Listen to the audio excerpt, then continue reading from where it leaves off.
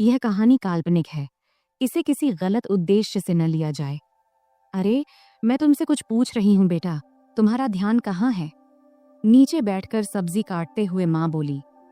तब मेरा ध्यान कहीं और था। फिर झट से ध्यान भटकाते हुए बोला, क्या कह रही थी माँ? तब दोबारा से माँ ने कहा, मैं ये कह रही थी कि आजकल तुम्हारा काम बहुत बढ़ गया है, ऐसा लगता है।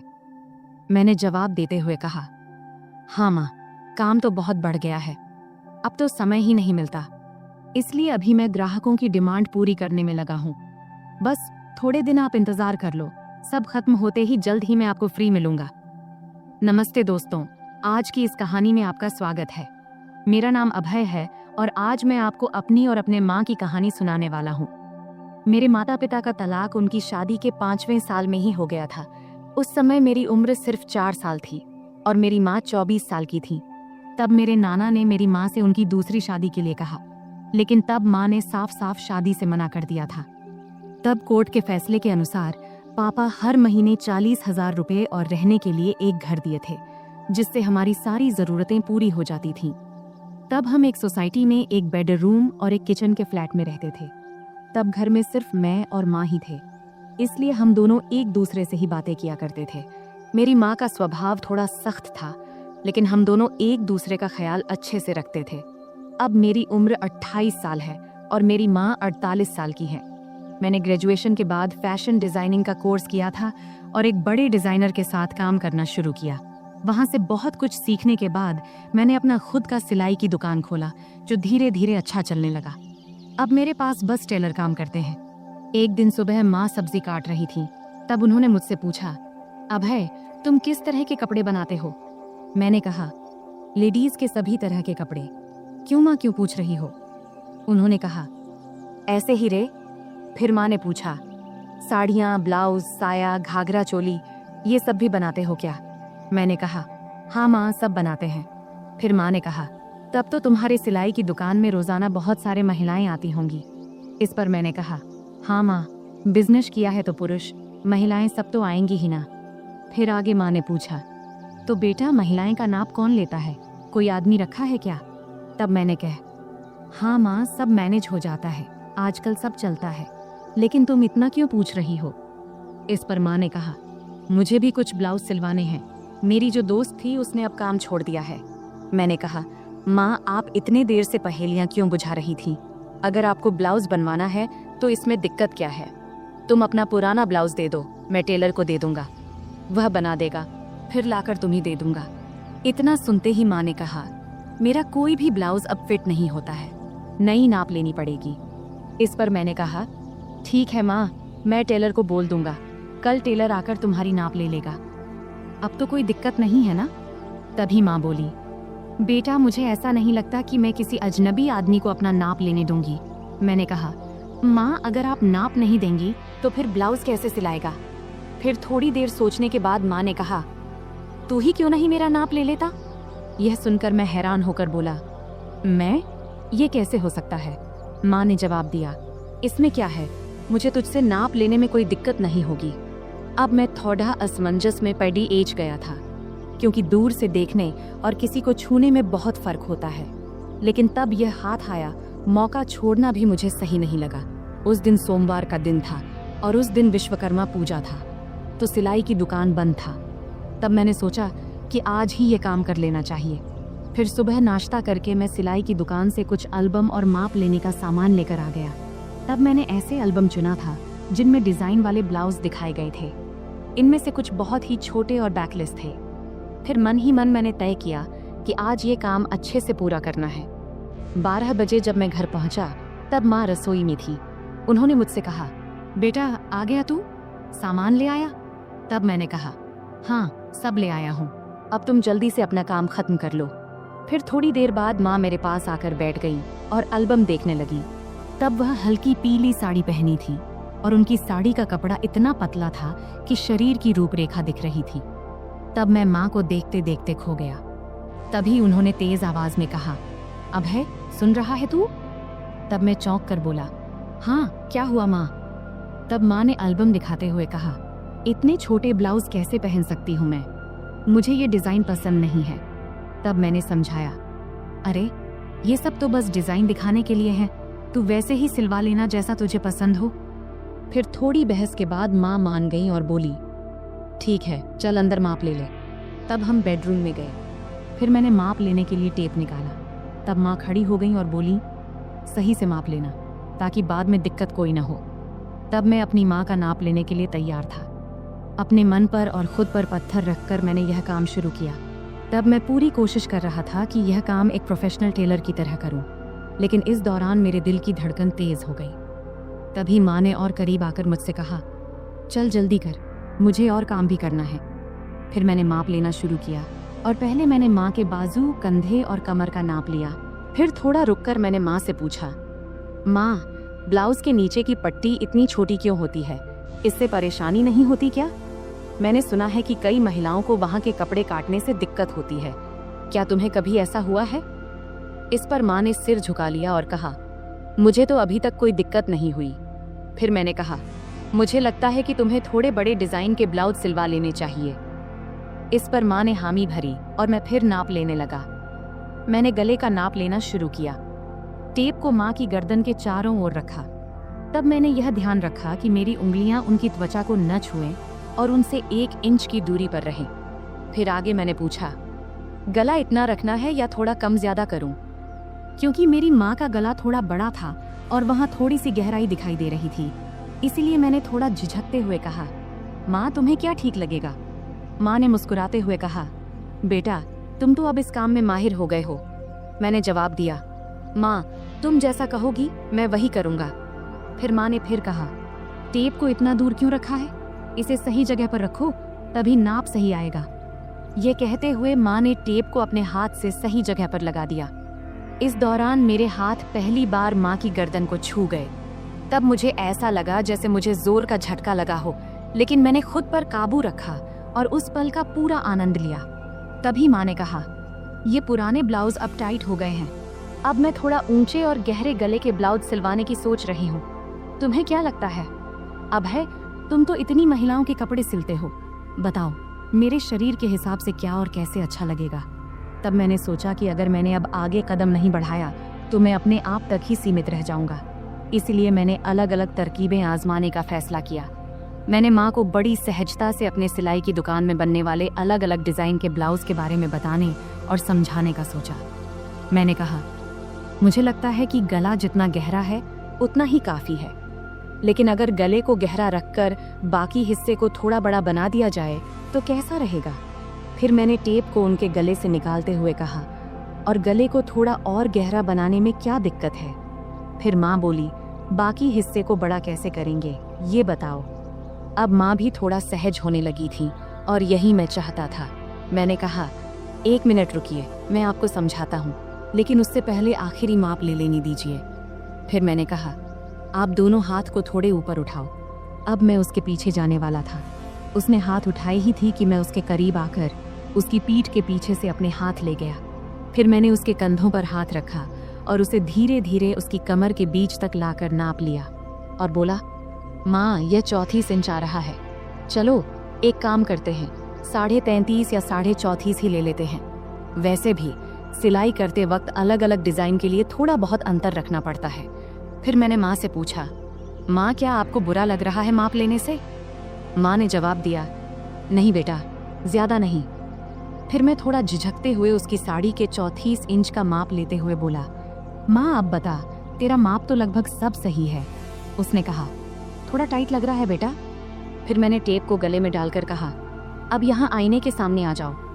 फिर मैंने उसके दोनों कंधे पकड़कर उसे आईने के सामने खड़ा कर दिया। तब उसके चेहरे पर एक सवालिया भाव था। फिर मैंने कहा, माँ सब बताता हूँ, थोड़ा सा रुक जा, पहले पानी पीकर आता हूँ, तुझे चाहिए क्या? तब उसने सिर हिलाकर मना कर दिया। फिर मैं रसोई में गया, पानी पिया और खुद को थोड़ा ठीक किया। फिर कुछ आगे का सोचने लगा कि अब यह सब करते हुए मैं अगले कौन सा कदम बढ़ाऊं। तब 2-3 विकल्प मेरे मन में आए। फिर मैं वापस बेडरूम में आ गया। तब माँ ने अपना पल्लू फिर से कंधे पर ठीक से ले लिया था, लेकिन 6 फुट के बड़े शीशे के सामने वह बेहद ही सुंदर लग रही थी, जिसे मैं शीशे में ही निहारने लगा। तभी माँ बोली, कहाँ ध्यान है बेटा, इधर देखो, अब मैं तुझे इसी ब्लाउज में बदलाव करके दिखाती हूँ। जैसा कि तूने मुझसे कहा कि हम गले को 1 इंच गहरा कर लेते हैं। फिर उसने कहा, तू ऊपर वाला हुक खोल और ऊपरी किनारों को अंदर मोड़ कर देख। तब उसे ठीक से समझ नहीं आया तो उसने प्रश्न भरी नजरों से मेरी ओर देखी और बोली, मुझे समझ नहीं आ रहा, तू ही कर ले, मैं यह तुझ पर छोड़ती हूँ। तब तीर सीधे निशाने पर लगा था और मुझे भी यही चाहिए था। फिर मैंने आराम से उसके हुक खोले और किनारों को उलटी दिशा में अंदर की तरफ मोड़ने लगा। मैं ऐसा कर रहा था और वह खुद को शीशे में देख रही थी। फिर मैं जल्दी जल्दी अपने काम निपटाने लगा। उस दिन मुझे भी एक अजीब सा सुकून मिल रहा था। जब मेरा काम हो गया तो मैं उसके और ड्रेसिंग टेबल के बीच से हटकर एक तरफ हो गया और उससे कहा, देखो, अब यह वैसे ही है जैसा तुम चाहती थी, 1 इंच गहरा। क्या लगता है, अब बताओ। फिर माँ ब्लाउज की तरफ देखने लगी और मुझसे बोली, अभय, तुझसे सच कहूँ तो ऐसे गले में मुझे बहुत आराम महसूस होता है। ऐसे ब्लाउज पहनने पर ऐसा नहीं लगता जैसे हंस को पानी में तराने से। फिर मैंने कहा, माँ नाराज मत होना, लेकिन एक बात कहूँ। अब मैं अगला कदम उठाकर उसे और सहज करने की कोशिश करना चाहता था। तब माँ मुस्कुराते हुए बोली, नहीं रे अभय, मैं तुझसे कैसे नाराज हो सकती हूँ, बोलना जो बोलना है।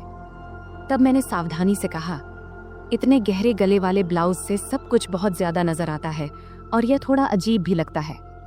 यह सुनते ही माँ ने अपने ब्लाउज की 3 इंच अंदर की तरफ मोड़ी और हंसते हुए बोली, मुझे कौन देखने वाला है अभय, घर पर तो हम दोनों ही रहते हैं और बाहर मुझे बहुत कम ही जाना पड़ता है। वैसे भी तुम्हारे सामने मुझे कोई दिक्कत नहीं होती। मैंने कहा, माँ, मुझे यह जरूरी लगा कि आपको बता दूं, फिर आप जैसा बोलोगी वैसा ही होगा। इस पर माँ मुस्कुराई और बोली, ठीक है बाबा, अब तुम करो। फिर मैंने कहा, मैं तुम्हें वैसे ही ब्लाउज दिखाता हूँ जैसा मैं बता रहा था। उसके बाद मैं उसके एकदम सामने गया। जैसे ही मैं उसके पास गया, वह थोड़ा आगे बढ़ी। फिर मैंने ब्लाउज का हुक वापस लगाने के लिए ब्लाउज को ठीक करना शुरू किया। फिर फोटो लेने के बाद मैंने उसे वापस सही से पहना दिया। फिर मैंने उसके दोनों कंधों के पास से ब्लाउज के किनारे पकड़ा और हल्का सा खींचा ताकि उसके कंधे साफ नजर आएं। ब्लाउज अब ढीला हो गया था और उसके कंधे लगभग उघड़ गए थे। इसके बाद मैंने नीचे से दोनों तरफ अपनी 2 उंगलियां अंदर डालीं और वह सहजता से ब्लाउज के अंदर चली गई। तब उसने मेरी तरफ देखकर कहा, क्या कर रहे हो बेटा, मुझे कुछ समझ नहीं आ रहा, बस 1 मिनट रुको माँ। मैंने सिर हिलाते हुए कहा और फिर अपने काम में लग गया। अब मैंने उसके ब्लाउज के नीचे की किनारी पकड़ा और उसे थोड़ा नीचे खींचा। फिर मैंने उसके ब्लाउज के नीचे के दोनों हुक खोल दिए। अब उसकी गर्दन की कटिंग थोड़ी दिख रही थी। अब सारा काम खत्म करने के बाद मैं थोड़ा पीछे हटकर उसे एक बार देखा और फिर किनारे हो गया। अब उसका गला बड़ा हो गया था, लेकिन ज्यादा गहरा नहीं था। तब मैंने नोटिस किया कि उसकी चेहरे पर संतोष नहीं दिख रहा था। शायद उसे और गहरे गले वाला चाहिए था। इसलिए मैंने पूछा, क्या हुआ माँ, ऐसा ठीक नहीं लग रहा क्या? तब माँ ने हाथ रखते हुए शरारती अंदाज में हंसते हुए बोली, नहीं रे, मुझे गहरा गला अच्छा लगता है, नहीं तो ऐसा लगता है जैसे किसी ने कसकर बांध दिया हो। तब उसकी बात सुनकर मुझे ऐसा लगा जैसे मुझे 440 वोल्ट का झटका लगा हो। फिर आगे वह बोली, अरे ये कई बार सिर्फ दूरी की वजह से होता है। एक काम करो, क्या तुम सिर्फ ब्लाउज में ही माप ले सकते हो? वैसे भी मुझे ऐसा एक ब्लाउज चाहिए जिसमें नीचे कुछ पहनने की जरूरत ना हो। अगर माप सही से लो तो बेहतर रहेगा। मैंने कहा, हाँ माँ, यह सही भी रहेगा, लेकिन बाकी ब्लाउज के लिए तो नीचे पहनना जरूरी होगा, नहीं तो वे टाइट हो जाएंगे। तब माँ ने सिर हिलाते हुए कहा, ठीक है, तुम यहीं रुको, मैं आती हूँ। फिर वह बाथरूम में चली गई और दरवाजा थोड़ा सा खुला ही छोड़ दिया। तब मन में ख्याल आया कि दरवाजे के पीछे से झांकूं, लेकिन मैंने संयम बनाए रखा, क्योंकि मैंने तय किया था कि धीरे धीरे माँ को अपने सामने सहज बनाना है। फिर 5 मिनट बाद माँ बाहर आई और मेरे सामने आकर खड़ी हो गई। तब एक पल के लिए मैंने उसकी ओर देखा और देखकर हैरान रह गया, लेकिन मैंने कोई प्रतिक्रिया नहीं दिया और अपने काम में लग गया। फिर मैंने कहा, माँ, अब हम सिर्फ तुम्हारी पीठ का ही माप लेंगे, क्योंकि फर्क वहीं से पता चलेगा। तब माँ ने हल्के से मुस्कुराते हुए पूछा, क्या रे, तुम लोग सिलाई की दुकान में भी औरतों को ऐसे ही कपड़े उतरवाने को कहते हो क्या? फिर आगे माँ ने अपना हाथ मेरे कंधे पर रखते हुए और शरारती अंदाज में हंसते हुए बोली, तुम्हारी तो मौज है बेटा, इतनी सारी औरतों को संभालने का काम मिलता है। इस पर मैंने जवाब दिया, माँ, मज़ा कैसा? मैं तो अब कुछ खास औरतों को छोड़कर माप लेना बंद कर चुका हूँ। अच्छा, और ये क्यों? माँ ने पूछा। इस पर मैंने जवाब दिया, माँ, कुछ औरतें जो बड़े घरों की होती हैं या जो हमारी शुरुआती कस्टमर थीं, वे मेरे कारीगरों को माप नहीं लेने देती, इसलिए मुझे खुद ही लेना पड़ता है, तुझे लेना पड़ता है। यह कहती हुई माँ पलंग पर बिना आंचल के बैठ गई और फिर बोली, बेटा, तुम्हारी तो मन मोह लेती होगी इन औरतों ने। मैंने मुस्कुराते हुए कहा, नहीं माँ, मैं तो बिल्कुल प्रोफेशनल तरीके से काम करता हूँ। फिर माँ ने शरारती मुस्कान के साथ पूछा, लेकिन फिर भी तुम्हें उनका स्पर्श तो होता होगा ना, है कि नहीं? सच बता। इस पर मैं थोड़ा शर्माते हुए बोला, हाँ, होता है, लेकिन वे कुछ नहीं कहती क्योंकि उन्हें मेरे सामने सुरक्षित महसूस होता है। फिर माँ ने हंसते हुए कहा, मेरा बेटा कितना समझदार है। ये कहते हुए उसने मुझे गले लगा लिया। इतनी ठंडी रात में उसके गले लगाने से उसकी गर्माहट मुझे महसूस होने लगी। फिर थोड़ा पांव खींचते हुए माँ ने पूछा, बेटा, तुमने ये सब बातें कहाँ से सीखी? मैंने कहा, माँ, इन औरतों से ही। वे इतने अलग अलग शब्द बोलती हैं कि क्या बताऊं। फिर माँ ने मजाक करते हुए कहा, अच्छा बेटा, तुम मुझे भी कुछ बताओ। तब मैंने कहा, नहीं माँ, तुम हंसोगी और कहोगी कि ये सब मुझे कैसे पता। माँ बोली, नहीं बेटा, मैं समझती हूँ कि तुम अब बड़े हो गए हो, लेकिन मुझे यह भी समझना है कि तुम्हें क्या पता है और क्या नहीं। फिर मैंने हिम्मत जुटाकर माँ से कुछ बातें साझा किया। तब माँ ने आत्मविश्वास से कहा, अरे बाबा, तुम्हें तो सब पता है। फिर मैंने हंसते हुए कहा, चलो छोड़ो ये सब, अब तुम्हारा नया डिजाइन वाला ब्लाउज लेकर आता हूँ। फिर मैंने उठते हुए पूछा, हाथ लगाऊं तो चलेगा ना? तब माँ ने खुद को सभ्य दिखाने की कोशिश करते हुए कहा, अरे हाँ बेटा, मुझे तुम पर पूरा भरोसा है। और क्या तुमने इतना जल्दी सब कुछ फिट कर लिया? फिर माँ ने थोड़े जोर से हंसते हुए कहा, बेटा देख ले, कहीं कुछ और लगाना बाकी तो नहीं है। तब उसके इस मजाक से मैं शर्म से लाल हो गया। अब वह पल भी आ गया था जिसका इंतजार था। फिर मैंने माँ को ड्रेसिंग टेबल के सामने खड़ा किया और खुद उसके पास जाकर खड़ा हो गया। फिर मैंने अपने दोनों हाथ नीचे लाते हुए कहा, देखो ये कितनी नीचे तक जा रहा है, इसका कारण इसका माप है। यह कहते हुए मैंने अपने दोनों हाथ उसके ब्लाउज के किनारे पर रख दिया। तब मेरी धड़कन एकदम से तेज हो गई थी और हाथ भी हल्के से कांप रहे थे। मेरी माँ अभी भी उतनी ही क्यूट लग रही थी, भले ही वह थोड़ी बड़ी हो गई थी। फिर माँ ने अपना हाथ मेरे हाथ पर रखते हुए हल्का सा हिलाते हुए कहा, अभय, सच कहूँ तो मुझे इसमें कोई दिक्कत नहीं है। मैं ऐसे ब्लाउज पहनने को तैयार हूँ, लेकिन मेरी एक ही शर्त है, गला जितना गहरा हो सके उतना चलेगा। तभी मैंने हाथ हटाते हुए पूछा, माँ एक बात बताओ, तुम्हें और बाकी औरतों को गहरा गला ही क्यों पसंद आता है? नॉर्मल गला भी तो अच्छा लगता है। इस पर माँ ने मुस्कुराते हुए बोली, अरे बेटा, मुझे तो ये घर में ही पहनने हैं। घर में तो कोई दिक्कत नहीं है, इससे थोड़ा आरामदायक लगता है और गर्मी भी नहीं लगती। फिर माँ बोली, बेटा तुम एक बात बताओ, अगर गला बहुत गहरा हुआ तो पट्टी दिखेगी क्या? मैंने जवाब दिया, हाँ जरूर दिखेगी, लेकिन अगर गर्मी लगती है तो आल घर में सिर्फ गाउन क्यों नहीं पहनती? खैर कुछ ना पहनोगी तब भी चलेगा, मैं तुम्हारे लिए एक सुंदर स्लीवलेस गाउन सिलवा देता हूँ। तब माँ ने अपना नाक सिकोड़ते हुए कहा, गाउन और वह भी स्लीवलेस? मुझे पसंद नहीं है। तब मैंने समझाते हुए कहा, अरे घर में तो कोई दिक्कत नहीं है, वैसे गर्मी में पेटीकोट भी नहीं पहनोगी तो और आरामदायक लगेगा। चलो एक काम करते हैं, एक ऐसा गाउन सिलवा कर देख लो, बस एक बार पहन कर देखना, अगर अच्छा लगे तो ठीक, वरना मत पहनना। तब माँ ने सोचा और कहा, ठीक है बाबा, एक बार ट्राई कर लेंगे, अब आगे क्या करना है? मैंने हल्की मुस्कान के साथ कहा, अब तो बस इसे फाइनल कर लेते हैं, और अगर गाउन अच्छा लगा तो तुम्हें और भी सिलवा दूंगा। फिर मैंने माँ को गाउन का सैंपल दिखाने के लिए अलमारी से एक गाउन निकाला और कहा, देखो ये स्लीवलेस है, लेकिन इसका मटेरियल बहुत कंफर्टेबल है, इसे पहन कर देख लो, अगर अच्छा लगे तो इस डिजाइन में कुछ और बना दूंगा। माँ थोड़ा हिचकिचाई, लेकिन फिर उसने कहा, ठीक है, इसे पहन कर देखती हूँ। वह गाउन लेकर बाथरूम में चली गई। तब मैं थोड़ा नर्वस था, लेकिन खुद को शांत रखने की कोशिश कर रहा था। कुछ देर बाद माँ बाहर आई। गाउन में वह बहुत प्यारी लग रही थी। आते उसने पूछा, कैसा लग रहा है बेटा? मैंने कहा, बहुत अच्छा लग रहा है, तुम पर यह डिजाइन बहुत सूट कर रहा है। फिर माँ ने आईने में खुद को देखा और हल्के से मुस्कुराई। फिर उसने कहा, हाँ ये तो सच में बहुत आरामदायक लग रहा है। फिर मैंने माँ से कहा, तो पक्का, अब मैं ऐसे 2-3 और डिजाइन तैयार कर दूंगा। माँ ने कहा, ठीक है, लेकिन ध्यान रखना कि मटेरियल हमेशा ऐसा ही होना चाहिए, और हाँ, गला थोड़ा गहरा हो तो बेहतर होगा। फिर मैंने सहमति में सिर हिलाया। यह कहते हुए माँ फिर से सामान्य कपड़ों में वापस आ गई। फिर हमारी बातचीत यही खत्म हो गई। आखिरकार मैंने महसूस किया कि माँ के साथ यह बातचीत न केवल उनके आराम के लिए थी, बल्कि एक नए दृष्टिकोण को समझने की भी थी। यह एक ऐसा पल था जहां हम दोनों एक दूसरे की भावनाओं को बेहतर तरीके से समझ सके। तो दोस्तों, यह थी हमारी आज की छोटी सी कहानी। आपको यह कहानी कैसी लगी कमेंट करके ज़रूर बताएं, और अगर आपको यह कहानी पसंद आई हो तो इसे लाइक करें और अपने दोस्तों के साथ शेयर करें। आगे भी ऐसी ही रोमांचक कहानियों के लिए हमारे चैनल को सब्सक्राइब करें और बेल आइकन दबाना न भूलें, ताकि आप हमारी कोई भी कहानी मिस न करें। धन्यवाद।